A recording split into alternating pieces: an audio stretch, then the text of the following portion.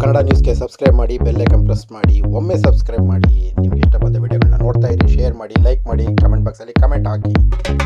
ವಿಶೇಷ ಸಭೆಯನ್ನು ಚುನಾವಣಾ ಸಂದರ್ಭಕ್ಕೆ ಕರಿಬೇಕು ಅಂತೇಳಿ ರಾಜ್ಯದ ಉಸ್ತುವಾರಿಗಳು ಸೂಚನೆ ನೀಡಿದ ತಕ್ಷಣವೇ ನಿನ್ನೆ ತಮ್ಮೆಲ್ಲರನ್ನ ಈ ಒಂದು ಚುನಾವಣಾ ಸಂದರ್ಭದ ಜರೂರು ಮತ್ತು ವಿಶೇಷ ಸಭೆಗೆ ತಮ್ಮೆಲ್ಲರಿಗೆ ನಾನು ಒಟ್ಟಿಗೆ ಒಂದು ವೈಯಕ್ತಿಕವಾಗಿ ಉಪಸ್ಥಿತರೆಲ್ಲರಿಗೆ ನಾನು ಅತ್ಯಂತ ಗೌರವಪೂರ್ವಕವಾದಂತಹ ಸ್ವಾಗತವನ್ನು ಮತ್ತೊಮ್ಮೆ ಬಯಸ್ತಾ ಇದ್ದೇನೆ. ರಾಜ್ಯ ಉಪಾಧ್ಯಕ್ಷರು, ಚಾಮರಾಜನಗರ ಜಿಲ್ಲಾ ರೈತ ಮೋರ್ಚಾದ ಪ್ರಭಾರಿಗಳಾದಂತಹ ರುದ್ರೇಶಣ್ಣವರೇ, ಮತ್ತೆ ಚಾಮರಾಜನಗರ ಜಿಲ್ಲಾ ರೈತ ಮೋರ್ಚಾಕ್ಕೆ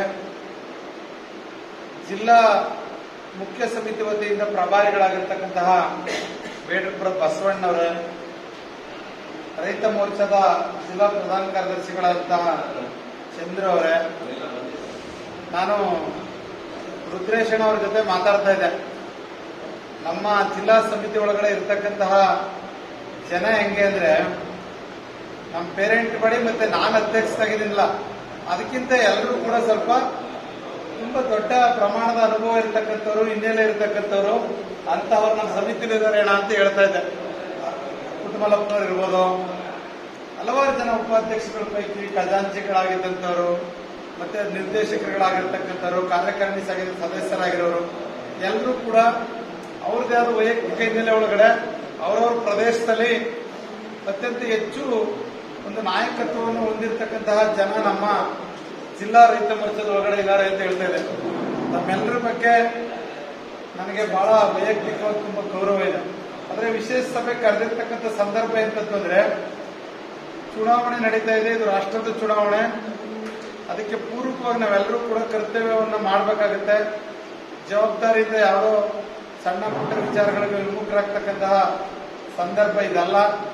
ಎಲ್ಲರೂ ಸಕ್ರಿಯರಾಗಬೇಕು ಅಂತಕ್ಕಂಥ ಸೂಚನೆಯನ್ನ ರಾಜ್ಯಾಧ್ಯಕ್ಷರಾದಂತಹ ನಗಳಿ ಸರ್ ಮತ್ತೆ ನಮ್ಮ ಉಸ್ತುವಾರಿಗಳಾದಂತಹ ರುದ್ರೇಶಣ್ಣವರು ಏನ್ ಹೇಳಿದ್ದಾರೆ, ಇನ್ನೊಂದು ಸ್ವಲ್ಪ ದಿನನೇ ಇದೆ ನಮ್ಗೆ. ಇವತ್ತು 18 ತಾರೀಕು, ಇವತ್ತು ಮುಗಿದೋಗುತ್ತೆ. 19, 20, 21, 22, 23, 24 ಇನ್ನು 6 ದಿನಗಳ ಕಾಲ ಮಾತ್ರ ನಮಗೆ ಈ ಚುನಾವಣೆಗೋಸ್ಕರ ಕೆಲಸ ಮಾಡ್ಲಿಕ್ಕೆ ಇರ್ತಕ್ಕಂತಹ ಸಮಯವನ್ನ ರೈತ ಮೋರ್ಚಾ ವಿಶೇಷವಾಗಿ ಚಾಮರಾಜನಗರ ಜಿಲ್ಲೆ ಅದು ಸಕ್ರಿಯವಾಗಿ ಇರಬೇಕು ಅಂತಕ್ಕಂಥ ಸೂಚನೆ ಕೊಡ್ಲಿಕ್ಕೆ ಕರೆದಿದ್ದಾರೆ ಅಂತ ನಾನಾದ್ರೂ ಭಾವಿಸಿ ಸಭೆಯನ್ನ ಕರೆದಿದ್ದೀನಿ. ಯಾವಾಗ ಪ್ರಣಾಳಿಕೆಯಲ್ಲಿ ರೈತರ ಪರವಾದ ಸರ್ಕಾರ ನಮ್ದು ಅಂತ ಹೇಳಿದಾಗ್ಲೆಲ್ಲ ಕಾಂಗ್ರೆಸ್ ದವಾಕಿ ಆಂಧ್ರ ಆಗ್ಬೋದು, ತೆಲಂಗಾಣ ಆಗ್ಬೋದು, ತಮಿಳುನಾಡು ಆಗ್ಬೋದು, ಕರ್ನಾಟಕ ಆಗ್ಬೋದು, ಕೇರಳ ಆಗ್ಬೋದು ಸರ್ಕಾರಗಳು ಬಂದಿರುವಂತಹ ಇತಿಹಾಸವನ್ನು ಹೇಳಿ ನಾವು ಈ ಭಾಗಕ್ಕೆ ಬಂದಾಗ ಕೆಲವು ಸಲಹೆಗಳಿದೆ. ಪ್ರಣಾಳಿಕೆ ಮಾಡುವಾಗಿರ್ಬೋದು ಅಥವಾ ಚುನಾವಣೆಯಲ್ಲಿ ನಾವು ನಮ್ಮ ಜಿಲ್ಲೆಗೆ ಸಂಬಂಧಪಟ್ಟ ಪ್ರಣಾಳಿಕೆ ಮಾಡುವಾಗ, ಚುನಾವಣೆಯಲ್ಲಿ ನಾವು ಜನಕ್ಕೆ ಏನ್ ವಿಚಾರ ಹೇಳಕ್ ಹೋಗ್ತೀವಿ ಅದರಲ್ಲಿ ರೈತರ ವಿಚಾರವನ್ನ 90% ತಕೊಂಡ್ರೆ 70% ರೈತರೇ ಇದ್ದಾರೆ. ಮತ್ತೆ ರೈತರಂಗೆ ಇಲ್ಲಿ ಒಬ್ಬ ರೈತ ಅಂದ್ರೆ ಆ ಭಾಗದಲ್ಲಿ ಎಲ್ಲಾ ವರ್ಗದ ಜನರ ಜೊತೆಗೆ ಅವನು ಬಹಳ ಸಂಪರ್ಕದಲ್ಲಿರ್ತಾನೆ. ಕೈಲಿ ಆಗಲ್ಲ, ಅದು ನಮಗೆ ಗೊತ್ತಿರ್ತಕ್ಕಂಥ ವಿಚಾರ. ಜಿಲ್ಲಾ ಕಮಿಟಿಯವರು, ನಮ್ಮ ಮಂಡಲದ ಕಮಿಟಿಯವರು ಯಾವ ರೀತಿ ಜೋಡಿಸ್ಕೊಂಡು ಹೋಗ್ತಾ ಇರ್ತೀವಿ, ಅವ್ರ ಜೊತೆ ನಾವು ಸೇರ್ಕೋಬೇಕು. ನಮ್ಮದೇ ಆದಂಥ ರೈತ ಮೋರ್ಚಾದ ಕಾರ್ಯಕ್ರಮಗಳು ನಾವು ಅವ್ರ ಜೊತೆ ಸೇರ್ಕೊಂಡು ಕೆಲಸ ಮಾಡಬೇಕಾಗ್ತದೆ.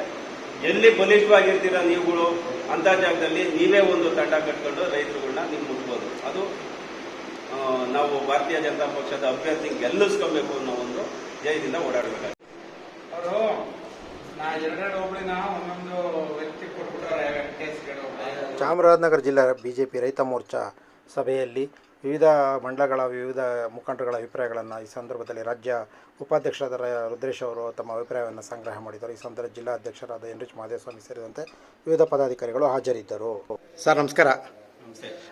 ರಾಜ್ಯದಲ್ಲಿ ಈಗ ಚುನಾವಣಾ ಜ್ವರ ಇನ್ನೇನು ಅಂತಿಮ ಸ್ಟೇಜ್ ಬರ್ತಾ ಇದೆ. ಈಗ ನಿಮ್ಮ ರೈತ ಮೋರ್ಚಾ ಬಿಜೆಪಿ ರಾಜ್ಯದಲ್ಲಿ ಯಾವ ಮಟ್ಟಕ್ಕೆ ಪ್ರಬಲ ಕೆಲಸ ಮಾಡ್ತಾ ಇದೆ ಸರ್ ಬಿಜೆಪಿಯಲ್ಲಿ? ನೋಡಿ, ಈಗಾಗಲೇ ಪ್ರತಿ ಒಂದು ಬೂತ್ ಮಟ್ಟಕ್ಕೂ ರೈತ ಮೋರ್ಚಾ ಬಂದು ತಲುಪಿದೆ. ಇವತ್ತು ಯಾವುದಾನ ಒಂದು ಪಕ್ಷದಲ್ಲಿ ತಳಮಟ್ಟದವರೆಗೂ ಹೋಗ್ಬೇಕು ಅಂತಂದ್ರೆ ರೈತ ಮೋರ್ಚಾ, ಕಿಸಾನ್ ಮೋರ್ಚಾ. ಹಾಗಾಗಿ ಪ್ರತಿಯೊಂದು ಬೂತ್ ಲೆವೆಲ್ಗೂ ಹೋಗಿದ್ದೀವಿ, ಸಂಘಟನೆ ಮಾಡ್ತಾ ಇದ್ದೀವಿ. ಈಗಾಗಲೇ ಅಗ್ರೆಸಿವ್ ಆಗಿ ನಮ್ಮ ಅಭ್ಯರ್ಥಿನ ಯಾವ ರೀತಿ ಗೆಲ್ಸ್ಕೊಬೇಕು ಅಂತ ಕೆಲಸ ಮಾಡ್ತಾ ಇದ್ದೀವಿ. ಓಕೆ ಸರ್, ಚಾಮರಾಜನಗರ ಜಿಲ್ಲಾ ಲೋಕಸಭಾ ಕ್ಷೇತ್ರ ವ್ಯಾಪ್ತಿಯಲ್ಲಿ ಬಂದಾಗ, ಚಾಮರಾಜನಗರ ಜಿಲ್ಲೆ ಬಂದಾಗ, ಜಿಲ್ಲೆಯಲ್ಲಿ ರೈತ ಮೋರ್ಚಾ ಸ್ಟ್ರಾಂಗ್ ಆಗಿದ್ರು ಈಗ ಅಭ್ಯರ್ಥಿನ ಎಲ್ಲರೂ ಭೇಟಿ ಮಾಡೋಕ್ಕಾಗಲ್ಲ ಅಥವಾ ನಿಮ್ಮ ಕಮಿಟಿಯವರು ಆಗದೆ ಇರೋದು ಒಂದಷ್ಟು ಆರೋಪಗಳಿರ್ತವೆ ಸರ್. ಇದನ್ನು ತಾವು ರಾಜ್ಯ ಉಪಾಧ್ಯಕ್ಷರಾಗಿ, ಜಿಲ್ಲಾ ಉಸ್ತುವಾರಿಯಾಗಿ, ಚಾಮರಾಜನಗರ ಬಿಜೆಪಿ ಜಿಲ್ಲಾ ಉಸ್ತುವಾರಿಯಾಗಿ ಯಾವ ಥರ ನಿಭಾಯಿಸ್ತಾ ಇದ್ರಿ ಸರ್ ಇದು? ಈಗ ನಾವೇ ಅಭ್ಯರ್ಥಿ, ನಾವೇ ಮೋದಿ, ಅಭ್ಯರ್ಥಿನೇ ಮೋದಿ. ನಾವು ಪ್ರತಿಯೊಬ್ಬ ಕಾರ್ಯಕರ್ತರು ಕೂಡ ನಾವು ಅದೇ ರೀತಿಯಲ್ಲಿ ನಾವು ಹೋಗ್ತಾ ಇರೋದು. ನಾವೇ ಮೋದಿ, ನಾವೇ ನನ್ನ ಓಟು ನನ್ನ ಮೋದಿ, ನಮ್ಮ ಓಟು ನಮ್ಮ ಅಭ್ಯರ್ಥಿ, ನಮ್ಮ ಓಟು ನಮ್ಮ ಪಕ್ಷ, ನಮ್ಮ ಓಟು ನಮ್ಮ ದೇಶ, ಈ ರೀತಿ ಹೋಗ್ತಾ ಇದ್ದೀವಿ. ಹಾಗಾಗಿ ಯಾರು ಅದನ್ನು ಅಪೇಕ್ಷೆ ಪಡ್ತಾ ಇಲ್ಲ. ಮೈಸೂರು, ಮಂಡ್ಯ, ಚಾಮರಾಜನಗರ, ಹಾಸನ, ನೀವು ಮೈಸೂರು 3 ಜಿಲ್ಲೆಗಳ ಉಸ್ತುವಾರಿ ತಾವೇ ಅಂತ ಅನಿಸುತ್ತೆ ಸರ್. ಇದರಲ್ಲಿ ಬಿಜೆಪಿ ಯಾವ ಮಟ್ಟಕ್ಕೆ ಸಂಘಟನೆ ಸ್ಟ್ರಾಂಗ್ ಆಗಿದೆ ಸರ್ ಈ ಚುನಾವಣೆಯಲ್ಲಿ? ಈ ಚುನಾವಣೆ ಒಂದು ಹಿಂದೂ ಧರ್ಮದ ಚುನಾವಣೆ ಆಗ್ತಾ ಇದೆ. ನಾವು ಹಿಂದೂಗಳೆಲ್ಲ ಒಂದಾಗಿ ಮೋದಿಯವ್ರನ್ನ ಗೆಲ್ಲಿಸ್ಕೊಬೇಕು. ನಮ್ಮ ದೇಶ, ನಮ್ಮ ಹಿಂದೂ, ನಾವೆಲ್ಲ ಚೆನ್ನಾಗಿರ್ಬೇಕು ಅನ್ನಂಗಿದ್ರೆ ನಾವು ಭಾರತೀಯ ಜನತಾ ಪಕ್ಷಕ್ಕೆ ಮತ ಹಾಕಬೇಕು. ನರೇಂದ್ರ ಮೋದಿ ಪ್ರಧಾನಮಂತ್ರಿ ಆಗಬೇಕು. ಇಲ್ಲ ಅಂದ್ರೆ ನಿನ್ನೆ ನಡೆದಂತ ಘಟನೆ ಪ್ರತಿಯೊಂದು ಹಳ್ಳಿ, ಪ್ರತಿಯೊಬ್ಬ ಹಿಂದೂ ಎಲ್ಲರಿಗೂ ಗಲಾಟೆ ಆಗ್ತದೆ. ನಾವೆಲ್ಲ ಅಲ್ಲೇ ಮಾಡಿಸ್ಕೊಬೇಕಾಗ್ತದೆ. ನಾವೆಲ್ಲ ಒಂದು ಕೈಲಾಗದವ್ರ ತರ ಬಾಳ್ಕೊಂಡು, ಕೈ ಕಟ್ಕೊಂಡು ಬಾಳ್ಕೊಂಡು ಹೋಗೋಂಥ ಪರಿಸ್ಥಿತಿ ಬರ್ತದೆ. ಓಕೆ ಸರ್, ಧನ್ಯವಾದಗಳು ಸರ್. ಅವಳ ಕನ್ನಡ ನ್ಯೂಸ್ಗೆ ಸಬ್ಸ್ಕ್ರೈಬ್ ಮಾಡಿ, ಬೆಲ್ ಐಕಾನ್ ಪ್ರೆಸ್ ಮಾಡಿ. ಒಮ್ಮೆ ಸಬ್ಸ್ಕ್ರೈಬ್ ಮಾಡಿ. ನಿಮ್ಗೆ ಇಷ್ಟ ಬಂದ ವಿಡಿಯೋಗಳನ್ನ ನೋಡ್ತಾ ಇರಿ, ಶೇರ್ ಮಾಡಿ, ಲೈಕ್ ಮಾಡಿ, ಕಮೆಂಟ್ ಬಾಕ್ಸಲ್ಲಿ ಕಮೆಂಟ್ ಹಾಕಿ.